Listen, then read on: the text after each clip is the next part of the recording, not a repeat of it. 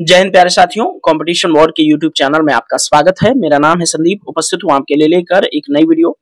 दोस्तों, आज की वीडियो में हम बात करेंगे कोलकाता रेप केस पर सुनवाई करते हुए सुप्रीम कोर्ट ने डॉक्टरों की सुरक्षा के लिए एक नेशनल टास्क फोर्स के गठन की बात कही है। इसी के संबंध में ये न्यूज है, विस्तार पूर्वक आपसे बात करेंगे। यदि आप चैनल पर नए हैं तो सबसे पहले जाकर के चैनल को सब्सक्राइब कर दीजिए और बेल आइकन को हिट कर दीजिए ताकि आने वाले जो वीडियोस हैं उनके नोटिफिकेशंस आपको टाइम टू टाइम मिलते रहेंगे। दोस्तों, इस वीडियो के अंदर कोलकाता रेप केस की पूरी टाइमलाइन डिस्कस करेंगे। साथ ही सुप्रीम कोर्ट ने इस केस की सुनवाई करते हुए क्या क्या कहा, इन सभी चीजों की आपसे विस्तार पूर्वक बात किया जाएगा। तो चलिए आइए वीडियो की शुरुआत करते हैं। दोस्तों, आप सब जानते हैं कि कोलकाता के आरजी कर मेडिकल कॉलेज के अंदर एक ट्रेनी डॉक्टर लेडी के साथ रेप करके जघन्य तरीके से उनकी हत्या कर देने के बाद पूरा देश उबला हुआ है और पूरे देश में इस केस के खिलाफ में एक गुस्सा भरा हुआ है।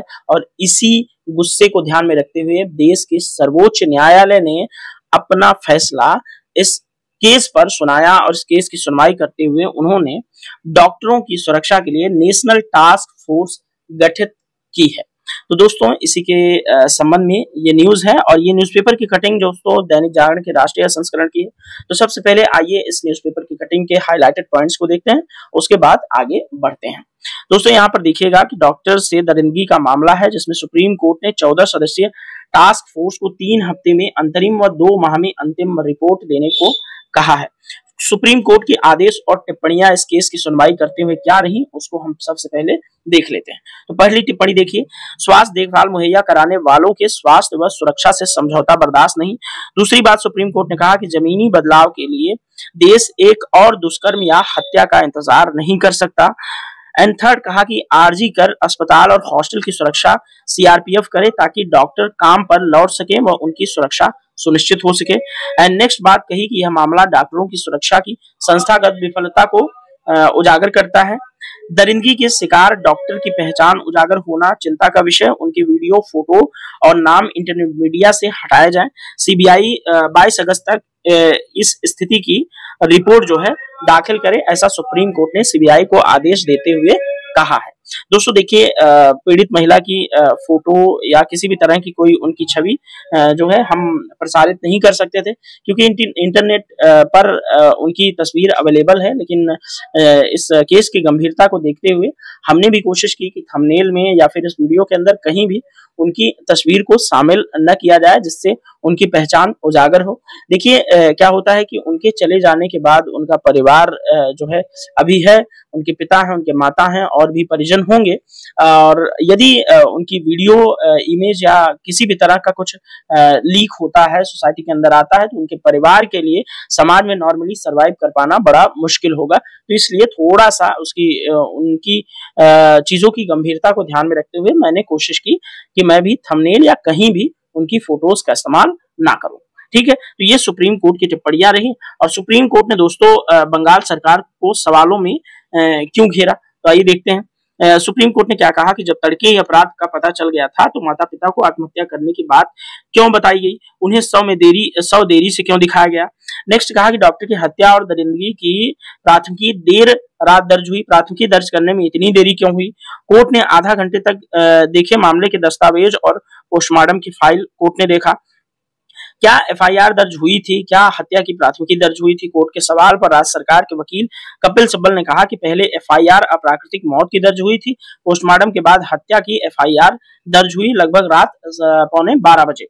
दोस्तों, एफआईआर किसकी सूचना पर दर्ज हुई, ये भी सुप्रीम कोर्ट ने बंगाल सरकार के वकील से पूछा और इस सवाल पर सिब्बल ने बताया कि दरिंदगी की शिकार डॉक्टर के पिता की शिकायत पर एफआईआर दर्ज हुई थी। साथ ही आगे सुप्रीम कोर्ट ने सवाल किया कि प्रिंसिपल क्या कर रहे थे, उन्होंने देर रात तक घटना की एफआईआर क्यों नहीं दर्ज करवाई। आरजी कर मेडिकल कॉलेज के प्रिंसिपल जब जांच के घेरे में थे तो उन्हें वहां से हटाने के बाद तुरंत दूसरी जगह कैसे नियुक्ति दे दी गई। नेक्स्ट कहा कि क्रिटिकल फैसिलिटीज में डॉक्टर काम कर रहे थे तो उपद्रवी भीड़ वहां अस्पताल में कैसे घुस गई, वहां सब नष्ट कर दिया। आपकी पुलिस क्या कर रही थी। क्राइम स्पॉट यानी घटना स्थल की सुरक्षा पुलिस को करनी चाहिए थी, पुलिस कहाँ थी। बंगाल सरकार अस्पताल में उपद्रवी भीड़ के घुसने और तोड़फोड़ करने के मामले की जांच की स्थिति रिपोर्ट दाखिल करे। और साथ ही सुप्रीम कोर्ट ने अंतिम बात कही कि बंगाल सरकार शांतिपूर्ण ढंग से प्रदर्शन कर रहे प्रदर्शनकारियों पर ताकत का इस्तेमाल नहीं करेगी। तो ये सुप्रीम कोर्ट की जो है बंगाल सरकार से कुछ सवाल रहे और बंगाल सरकार का जो पक्ष है वो रख रहे थे आदरणीय कपिल सिब्बल जी। कपिल सिब्बल जी को आप सब जानते हैं, देश के बहुत बड़े नामी वकील हैं, ठीक है। और सुप्रीम कोर्ट ने कुछ बातें जैसे यहाँ कही कि अस्पताल में डॉक्टर से दुष्कर्म काफी भयावह घटना, समाज व मरीजों के हित में देश भर के डॉक्टरों से काम पर लौट जाने की अपील की। साथ ही प्राथमिकी दर्ज करने में देरी पर बंगाल सरकार को सुप्रीम कोर्ट ने फटकार भी लगाई। आदरणीय चीफ जस्टिस डीवाई चंद्रचूड़ जी की अध्यक्षता में यानी कि उनकी अध्यक्षता में एक खंडपीठ ने इस मामले की सुनवाई की, जिनमें दो अन्य न्यायाधीश थे, जिसमें डीवाई चंद्रचूड़ जी के अलावा न्यायमूर्ति जेबी पार्डेवाला और न्यायमूर्ति मनोज मिश्रा जी शामिल थे। साथ ही दोस्तों कोर्ट की टिप्पणी के बाद बंगाल में 3 पुलिस अधिकारियों को निलंबित कर दिया गया है। तो ये पूरी जो है सुप्रीम कोर्ट ने सुनवाई के दौरान क्या क्या कुछ जो है टिप्पणी की इस केस के अंदर, ये सभी बातें यहाँ पर मैंने आपसे विशेष तौर पर डिस्कस कर दी है, ठीक है। अब आइए थोड़ा सा और आगे बढ़ते हैं, इस घटना को और थोड़ा सा अच्छे से समझते हैं।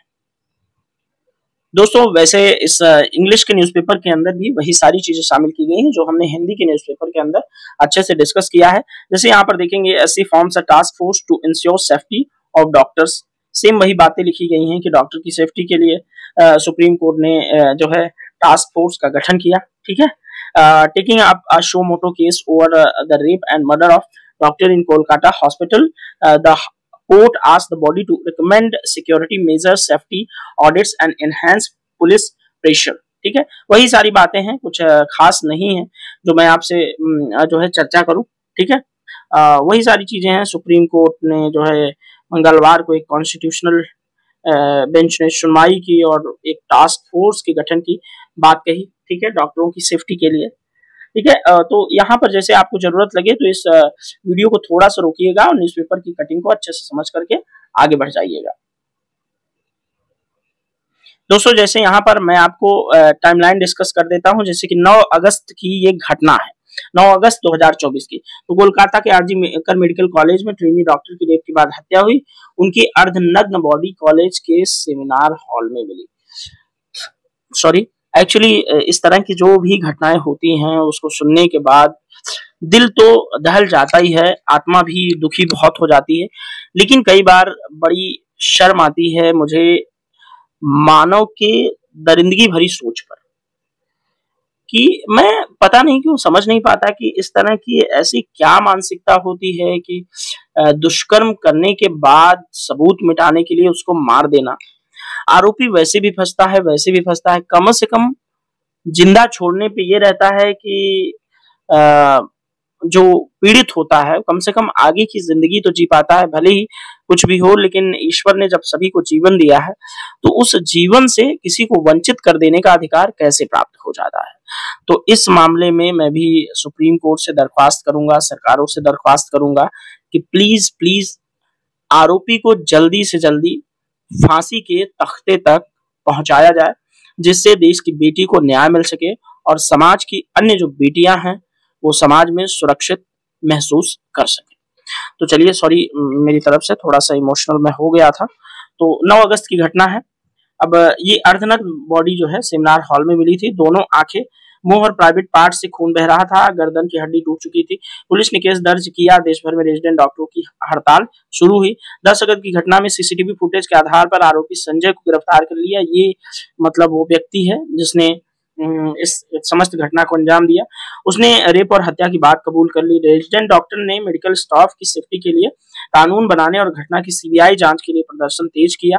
फिर 12 अगस्त को दोस्तों आरजी कर मेडिकल कॉलेज के प्रिंसिपल ने इस्तीफा दिया। उसके बाद दूसरे कॉलेज में उनकी नियुक्ति की गई। कलकत्ता हाईकोर्ट में सीबीआई जांच की मांग को लेकर के याचिका लगाई गई। 13 अगस्त को कलकत्ता हाईकोर्ट ने केस सीबीआई को सौंपा। कहा 5 दिन में पुलिस ने कुछ नहीं किया, ऐसे में तो सबूत मिटाए जा सकते हैं। Federation of resident doctor association ने हड़ताल खत्म की। फिर 14 अगस्त का समय आता है जब सीबीआई को केस हैंडओवर किया गया। देर रात करीब 1000 लोगों की भीड़ आरजी कर अस्पताल पहुंची। हिंसा और तोड़फोड़ हुई, 15 पुलिसकर्मी घायल हुए, 12 उपद्रवियों को गिरफ्तार किया गया। फिर 15 अगस्त का दिन आता है जब हिंसा के बाद देश भर में हड़ताल और प्रदर्शन तेज हुए। FORDA ने भी फिर से हड़ताल शुरू कर दी, यानी कि जो federation of resident doctor association है उसने फिर से हड़ताल शुरू कर दी। और IMA ने भी ऐलान किया कि 17 अगस्त को देश भर के डॉक्टर हड़ताल पर रहेंगे। फिर 16 अगस्त के दिन दोस्तों CBI ने अस्पताल के पूर्व प्रिंसिपल संदीप घोष को हिरासत में लिया।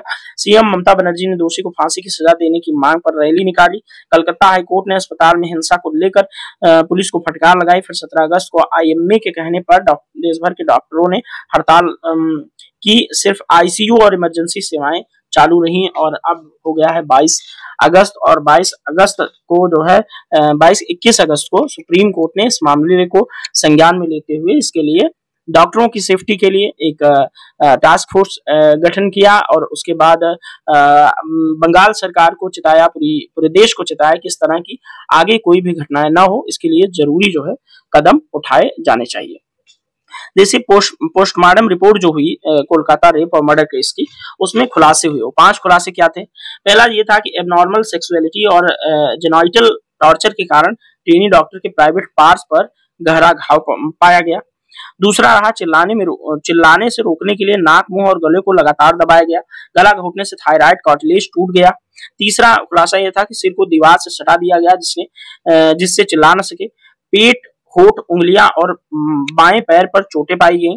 चौथा, इतनी जोर से हमला किया कि चश्मे के शीशे के टुकड़े आंखों में घुस गए। दोनों आंखों, मुंह और प्राइवेट पार्ट से खून बह रहा था। और 5वां खुलासा पोस्टमार्टम में ये आया कि चेहरे पर आरोपी के नाखूनों से बने खरोच के निशान मिले। इससे पता चलता है कि पीड़िता ने खुद को बचाने के लिए काफी संघर्ष किया था। जो कि इन 5 खुलासों के बाद को पढ़ने के बाद किसी भी व्यक्ति का मतलब समझिए कि हृदय मतलब विदारक घटना है और एकदम हिला के रख देने वाली घटना है। दोस्तों यहाँ पर सुप्रीम कोर्ट ने केंद्र सरकार से 9 सवाल जो है सुप्रीम कोर्ट ने किया।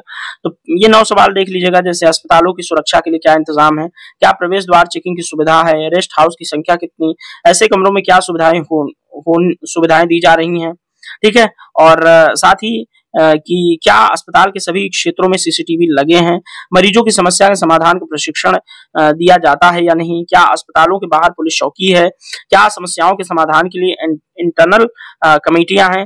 कोर्ट ने केंद्र सरकार से 1 महीने के भीतर हलफनामे के साथ यह जानकारी देने के लिए कहा है। साथ ही दोस्तों जो नेशनल टास्क फोर्स का गठन किया गया है उसमें कौन कौन से डॉक्टर रहेंगे, तो RK सरियन सर्जन वाइस हैं, एडमिरल हैं, डॉक्टर M श्रीवास्तव डायरेक्टर हैं एम्स दिल्ली के, डॉक्टर प्रतिमा मूर्ति हैं निमहंस की बेंगलुरु की डॉक्टर हैं, डॉक्टर गोवर्धन दंतपुरी हैं डायरेक्टर हैं एम्स जोधपुर के, डॉक्टर सौमित्र रावत गंगाराम अस्पताल की मैनेजिंग मेंबर हैं, professor Pallavi Sapre dean Grant medical college Mumbai की हैं, प्रोफेसर अनीता सक्सेना हैं कार्डियोलॉजी हैं हेड हैं एम्स दिल्ली की, डॉक्टर पद्मा श्रीवास्तव हैं न्यूरोलॉजी डिपार्टमेंट से एम्स नई दिल्ली से, डॉक्टर नागेश्वरी रेड्डी हैं managing director Asian institute of national gastrology की। और ये कुछ और सदस्य हैं जैसे भारत के सरकार के कैबिनेट सचिव होंगे, भारत सरकार के गृह सचिव होंगे, केंद्रीय स्वास्थ्य मंत्रालय के सचिव होंगे, नेशनल मेडिकल कमीशन के अध्यक्ष होंगे और नेशनल बोर्ड ऑफ एग्जामिनर्स के भी अध्यक्ष इस जो टास्क फोर्स है उसका पार्ट होंगे। तो याद रखिएगा ये सारी चीजें हैं। आपसे एग्जाम के अंदर तो शायद ही पूछा जा सकता है, लेकिन हाँ आपकी जानकारी के लिए बहुत जरूरी है। दोस्तों यहाँ पर देखेंगे कि अस्पतालों में काम करने वालों को सुरक्षा नहीं मिल रही है। CGI ने बड़ी बातें कही हैं, जैसे FIR दर्ज करने में देरी क्यों हो रही है, राज्य को यह सुनिश्चित करना चाहिए कि तोड़फोड़ करने वालों को पकड़ा जाए। ये सभी बातें मैं आपसे न्यूज़पेपर की कटिंग के अंदर डिस्कस कर चुका हूँ, इसलिए यहाँ बहुत ज्यादा डिस्कस करना जरूरी नहीं है। आप चाहें तो वीडियो को थोड़ा रोक करके इसे पढ़कर आगे बढ़ सकते हैं। तो दोस्तों इस घटना से संबंधित जो भी चीजें थी मैंने डिस्कस करने का प्रयास किया और जानकारी के पॉइंट ऑफ व्यू से जो चीज इंपॉर्टेंट थी वो भी किया, एग्जाम के पॉइंट ऑफ व्यू से इंपॉर्टेंट जो बातें थी वो भी हमने इसके अंदर शामिल कर दिया, विस्तार पूर्वक बातचीत हुई। अभी वीडियो आपको कैसा लगा इसके बारे में कमेंट बॉक्स में अपनी प्रतिक्रिया जरूर दर्ज कराया करें।